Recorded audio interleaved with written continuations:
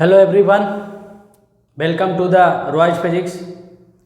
This is Engineer D.N. Roy, ex-faculty of Super 30 and Bansal, 8 to 10 years of teaching experience. Okay? तो हम लोगों ने algebra of vectors में parallelogram law of vectors addition पढ़ लिया। उसके ऊपर कुछ सॉल्व न्यूमेरिकल्स भी हम लोगों ने किया, ठीक है। And triangle of vectors addition भी हम लोगों ने पढ़ लिया।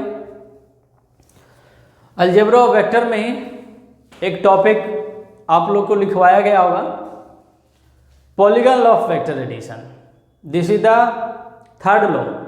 फर्स्ट में ट्रायंगल ऑफ वेक्टर एडिशन हम लोगों ने पढ़ा, सेकंड में parallelogram law of vector addition पढ़ा, थर्ड में polygon law of vector addition. What is polygon law of vector addition? Okay, polygon law of vector addition क्या है? Actually this method of vector addition is used for adding 3 और more than 3 vectors. 3 और 3 से अधिक vectors को add करने के लिए हम polygon law of vectors addition का यूज करते हैं। बिकॉज 2 वेक्टर्स को ऐड करना होता है तो हम लोगों ने यूज किया parallelogram law of vector addition. तो polygon law of vector addition से हम 2 और मोर वेक्टर्स को ऐड करेंगे। देखिए कैसे। सपोज दैट हमारे पास वेक्टर्स हैं, this is the A vector, this is the B vector, this is the C vector, this is the D vector, this is the E vector, this is the a vector, this is the b vector, this is the c vector, this is the d vector, and this is the e vector. All vectors are in the same order. All vectors are in the same order. Same order means मतलब एक का head है, first का head, second का tell, second का head, third का tell, third का head, fourth का टेल। इसको बोलते हैं सेम ऑर्डर में। एंड इस ऑर्डर का हम नाम भी दे सकते हैं। ऑर्डर मतलब होता है क्रम। क्रम, इस ऑर्डर का नाम दे सकते हैं। देखिए ऐसे ऐसे हो रहा है, गोल गोल घूम रहा है ऐसे, तो इसको बोलेंगे anti clockwise order. Anti clockwise order बोलेंगे। ऐसा कुछ हमने ट्रायंगल ऑफ वेक्टर एडिशन में बताया था। तो एंटी क्लॉकवाइज ऑर्डर हो गया। Then the opposite order which close the polygon or which make the closed polygon will be the resultant vector, and whose order will be opposite. That means इस order का हम नाम देंगे clockwise order। क्या नाम देंगे हम? clockwise order। This will be the resultant vector R vector। That means R vector is equal to A vector plus B vector plus C vector plus D vector plus E vector. This will be the R vector. This will be the resultant vector. So we can define polygon law of vectors addition. So you can write what is the polygon law of vector addition. ये diagram के बाद भी आप definition लिख सकते हैं, नहीं तो इसके पहले भी आप डेफिनेशन लिख सकते हैं। तो just write down the definition.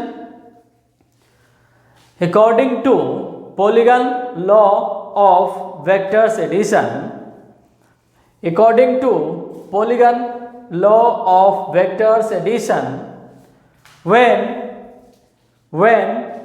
3 or more than 3 vectors, when 3 or more than 3 vectors are joined in the same order, when 3 or more than 3 vectors are joined in the same order, then the closing side of the polygon, then the closing side of the polygon of opposite order, then the closing side of the polygon of opposite order will be the resultant vector, will be the resultant vector. Okay, बहुत ही simple है। जब 3 और more than 3 vectors को हम same order में किसी plane में रिप्रेजेंट करते हैं, लाइक दैट, सेम ऑर्डर में A vector, B vector, C vector, D vector, E vector, all these are in the same order, then the closing side of the polygon of opposite order, जिसका order क्या होना चाहिए, opposite होना चाहिए, opposite होना चाहिए, that will be the resultant vector. वही क्या होगा, रिजल्टेंट वेक्टर होगा, दैट इज आर वेक्टर होगा, equal to A plus B plus C plus D plus ई। अगर और भी होगा तो और भी ऐड करते जाएंगे। इसी को हम polygon law of vectors addition कहते हैं। बहुत ही सिंपल है। देखिए, इसके ऊपर हम एक एग्जाम्पल कराएंगे तो आपको क्लियर हो जाएगा, because example is better than theory, but theory is necessary. Suppose करें एक मैन है, इसका डायरेक्शन के नाम लिख दीजिए north, south, east, west. A man moves in eastward direction, eastward direction कितना मूव किया, 4 मीटर, किस डायरेक्शन में, ईस्टवर्ड डायरेक्शन में। Then take a perpendicular left turns and move 5 meter in northward direction, and after that moves in west direction by the magnitude 6 meter। 6 metre से waste direction में move किया। Finally यहाँ पे आ गया, इस point पे आ गया, ओ से चला, बी पे गया, बी से चला, ओ से गया, ए पे चला, ए से चला, बी पे गया, बी से कहाँ पे चला गया, सी पे चला गया। तो आपसे पूछा गया है find the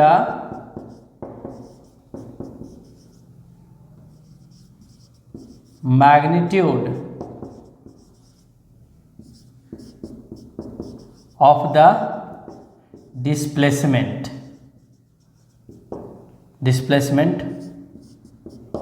of the man. Okay, एक आदमी 4 मीटर चला ईस्टवर्ड डायरेक्शन में, फिर परपेंडिकुलरली 5 मीटर चला नॉर्थ डायरेक्शन में। किसी एंगल पे भी चल सकता है, नॉट नेसेसरली कि ऑलवेज परपेंडिकुलर ही चले, किसी एंगल पे भी मूव कर सकता है। तो एंगल पे मूव करेगा, उसको कैसे सोल्व करेंगे आगे हम पढ़ेंगे कंपोनेंट्स मेथड, तब वो समझ में आएगा, अभी समझ में नहीं आएगा। परपेंडिकुलरली 5 मीटर चला, फिर लेफ्ट टर्न लिया वेस्ट डायरेक्शन में, परपेंडिकुलरली लेफ्ट टर्न लिया, एंड कितना मीटर चला, 6 मीटर चला। तो डिस्प्लेसमेंट कितना होगा, तो बहुत ही सिंपल है। देखिए, ये ओ ए वेक्टर हो गया, ए बी वेक्टर हो गया, एंड बी सी वेक्टर हो गया।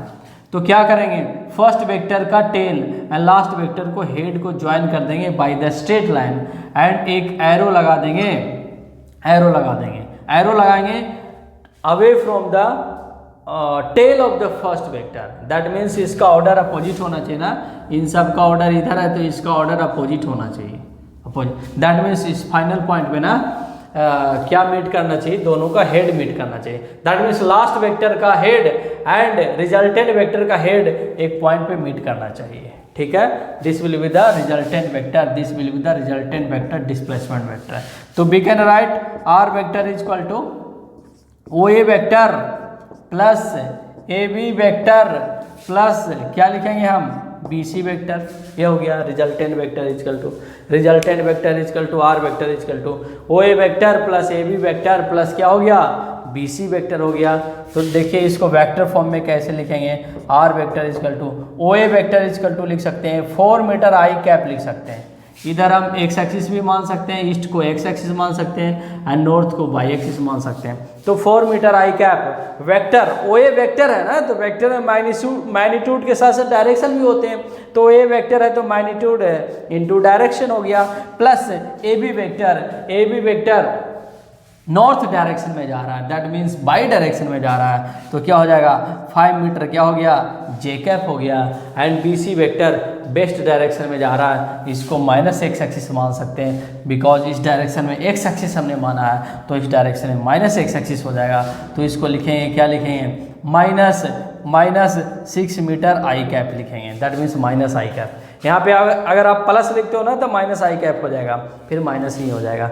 That means O A vector magnitude into direction, unit vector is used only for the direction, and A B vector magnitude into direction, B C vector magnitude into क्या हो गया direction. तो ये are vector आ गया, resultant vector आ गया। Further चाहेंगे तो इसको और थोड़ा सा हम सोल्व कर सकते हैं, इसको फर्दर थोड़ा सा और सोल्व कर सकते हैं। देखिए यहाँ पे सोल्व करके बता रहे हैं, दैट मीन्स यहाँ पे लिख सकते हैं हम R vector equal to resultant vector equal to क्या लिख सकते हैं, आई कैप को आई कैप के साथ सॉल्व कर दीजिए।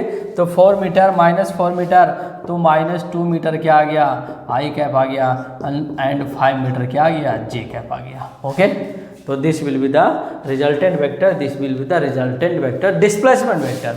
अगर इसका मैग्नीट्यूड निकालना हो तो बहुत सिंपल है, अंडर रूट क्या कर देंगे आई कैप का कोएफिशिएंट का स्क्वायर, तो -2 का स्क्वायर 4 हो गया, एंड जे कैप का कोएफिशिएंट का स्क्वायर दैट मीन्स 5 का स्क्वायर तो 25 हो गया।